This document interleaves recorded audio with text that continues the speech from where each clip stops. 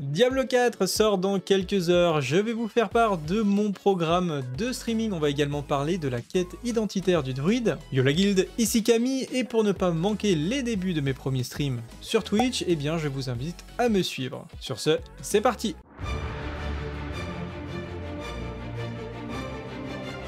Alors pour commencer, le planning de stream avec évidemment que du Diablo 4 dans les prochains jours. J'ai posé mes jours de congé, donc ça devrait commencer. Alors normalement ce soir, là quand je fais la vidéo il est 18 h, mais normalement ce soir je vous lance un live à partir de 21 h environ. J'étais pas sûr de pouvoir le faire, donc normalement c'est ok. De 21 h jusqu'à l'ouverture. Donc 1 h du matin, peut-être un petit peu plus, le temps d'arriver à se connecter, etc.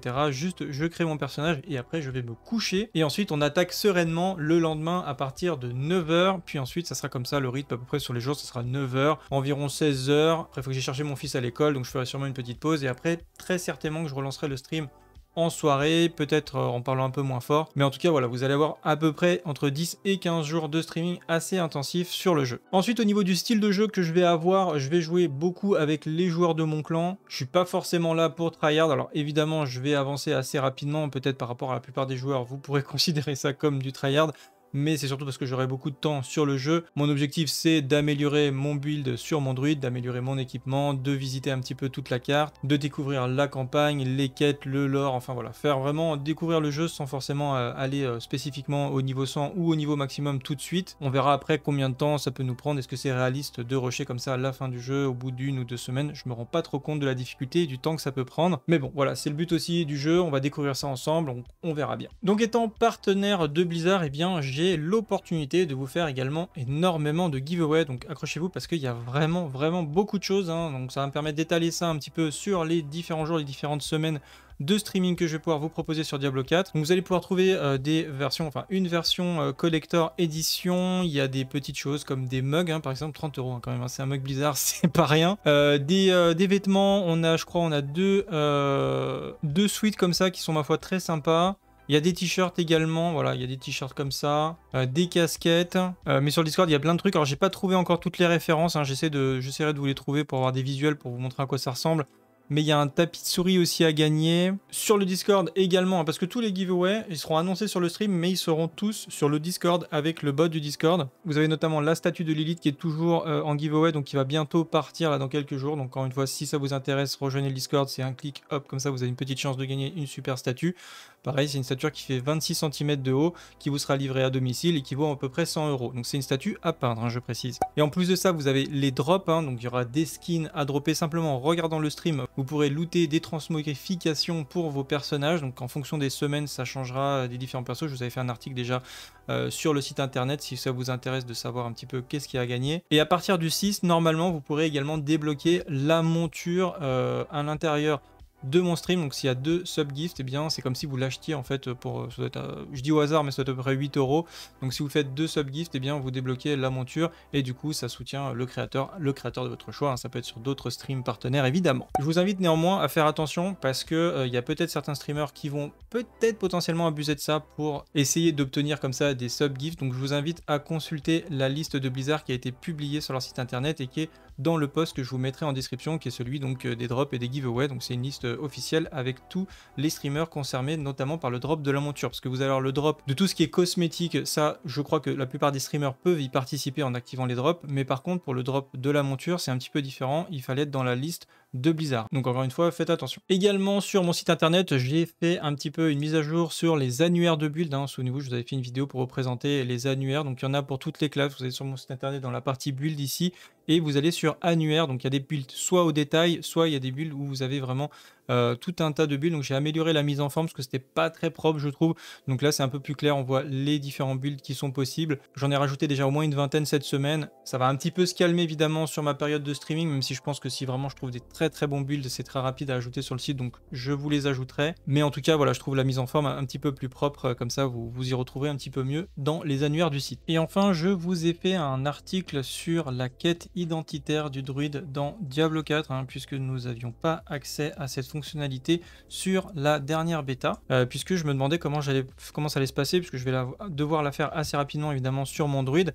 Et donc du coup, vous voyez, je vous ai mis la petite carte. En partant de Kyovasha, donc déjà vous allez obtenir la quête dans la première zone, dans la première quête, elle nous emmène en fait directement à Cure d'Ulra. Donc là, ça sera un fortin à libérer, ça se transformera en ville et ensuite vous pourrez commencer à récolter des esprits sur les différents monstres que vous allez tuer. Et au sud de la ville, ici, je vous ai mis encore une fois une image. Vous allez avoir différents PNJ, voilà, ça fait une cave un petit peu comme ça, avec différents esprits comme ça. Et en fait, avec les petits esprits que vous allez loot par terre, donc c'est l'espèce de fiole qui ressemble à ça, hein, ça c'est des fioles d'esprit. Et en gros, quand vous en donnez 100, ça vous donne l'intégralité de la puissance maximum que vous vous donnez à un esprit. Et ensuite, ça va vous permettre de choisir certains bonus. Donc en gros, ce qu'il faut comprendre, c'est que vous avez, comme j'ai indiqué ici, 4 esprits différents. Vous pouvez en choisir 2 des bonus dans un des esprits, et ça deviendra du coup votre esprit principal. Et une fois que vous avez choisi un esprit principal, vous pouvez choisir un bonus parmi tous les bonus de chacun des autres esprits. Donc par exemple, si j'en prends 2 du cerf, je peux en prendre un d'aigle, un de loup et un de serpent. Au niveau des bonus pour le cerf, on a soit vous gagnez X points d'épine, ou votre maximum d'esprit augmenté de 10, ou vous subissez 10% de dégâts en moins de la part des élites, ou la durée des effets de contrôle sur vous est réduite de 15%. Personnellement, les deux meilleurs ici, je trouve, c'est soit le nombre d'esprits augmenté de 10, soit 10% de dégâts en moins sur les élites. Donc en fait, ça dépend comment vous le sentez au niveau des dégâts. Je pense que je partirais sur 10 esprits en plus, sauf si vraiment je sens que je commence à prendre des dégâts sur les élites.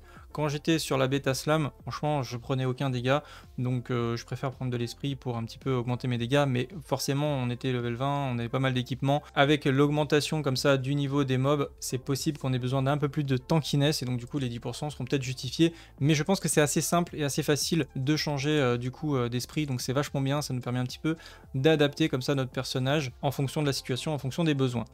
Chez l'aigle, vous allez avoir 5% de chance du coup critique, ou votre maximum de vie est augmenté de 10%, ça c'est incroyable. Votre vitesse d'attaque est augmentée de 10% et vos dégâts critiques sont augmentés de 30%. C'est vraiment, l'aigle, c'est un monstre, il a vraiment des très très bons choix. Personnellement, je partirais, je pense, la plupart du temps sur 10% de vie maximum, plus dégâts critiques augmentés de 30%. Je trouve que c'est vraiment deux bonus très forts, mais encore une fois, ça dépendra de votre build. Il y a peut-être certains builds où vous allez préférer le coup critique, par exemple, avec la vitesse d'attaque, ça dépend. Moi, pour mon build, en tout cas, ça sera vraiment les 10% HP et les dégâts critiques augmentés. Je vous rappelle que j'ai fait un build complet pour ceux qui sont en prime sur ma chaîne Twitch ou membres sur YouTube qui va jusqu'au niveau 100. Mais si vous avez des questions sur le build, je y répondrai bien sûr en live sans aucun problème. Ensuite, vous avez le loup avec un coup chanceux. Vos coups critiques ont 20% de chance de réinitialiser vos temps de recharge de familiers. Donc ça c'est pas mal si vous avez un build qui tourne autour du coup des familiers. Énergie, vous avez un coup chanceux qui inflige des dégâts jusqu'à 15% de chance de vous restaurer 10 points d'énergie. Ensuite, vous fortifiez 10% de votre maximum de vie lorsque vous utilisez un sort défensif. Donc ça peut être pas mal si vous avez un ou deux sorts défensifs, ça va booster votre niveau de fortification. Ou alors, augmente la durée de vos sorts ultimes de 25%. Si vous avez des ultimes intéressants, évidemment, c'est quand même pas mal du tout, 25% sur un ultime. Et pour le serpent, tous les 10 ennemis tués, votre prochain sort de terre sera accablant. Ce sort, je pense qu'il est incroyablement broken, pour plein de raisons. Overload, un coup chanceux, augmenter les dégâts de foot de 20% de chance de déclencher une décharge statique qui inflige 22% de dégâts supplémentaires autour des ennemis. Donc c'est une AOE en plus, un cleave en plus. Ça peut être potentiellement intéressant, mais encore une fois, c'est des builds qui tournent autour des coups de chance, ce qui n'est pas le cas de mon build. Donc voilà, encore une fois, ça dépendra de votre build. Les coups critiques quand vous êtes en transformation vous soignent de 3% votre vie maximale. Ça peut être hyper intéressant dans une optique de faire un build très tanky. Parce qu'on aura beaucoup de vie en fait en druide, donc forcément avoir quelque chose comme ça qui va nous heal quand on fait des coups critiques, ça peut être assez incroyable. Et enfin, coup chanceux, vos sorts de nature ont 15% de chance de réduire le temps de recharge de vos sort ultime de 2 secondes. Encore une fois, si vous avez des ults et que votre build tourne autour de ça, ça peut être également très intéressant. Faut-il encore augmenter ses chances de coup de chance? Voilà pour cette petite présentation, ma foi, de la quête et des esprits du druide, qu'on n'avait pas trop pu découvrir jusque là, puisque sur la bêta slam, ce n'était pas existant. Donc pour ma part, on se retrouve sur Twitch normalement à partir de 21 h pour une soirée discussion. Et du coup, la sortie du jeu et la création de mon personnage. Sur ce, salut à tous, salut les guildes, et à bientôt. Ciao!